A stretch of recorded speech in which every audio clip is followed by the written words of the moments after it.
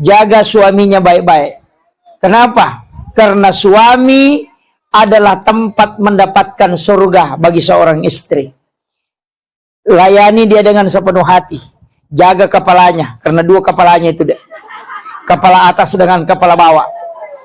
Nah, jangan jaga kepala atas supaya jangan melihat-lihat, jaga kepala bawah supaya jangan masuk-masuk sembarang. Iya, dijaga baik-baik. Karena laki-laki itu parah, Bu. Laki-laki itu kalau syahwatnya naik, otaknya error.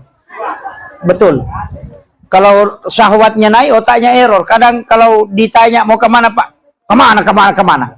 Mau ke kantor? Kantor. Kenapa? Ada masalah.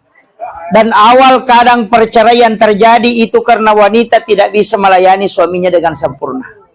Makanya ketika suami istri, ketika suami minta, jangan lambat kasih. Jangan lambat kasih supaya dia merasa tenang. Dan saya wasiatkan, tempat yang paling bagus berhubungan adalah sesudah sholat duhur, sebelum dan sesudah sholat subuh. Supaya melahirkan anak yang soleh dan soleha. Insya Allah. Tempat itu akan membuat ketika ada anak yang lahir dari situ, insya Allah itu berkahnya luar biasa.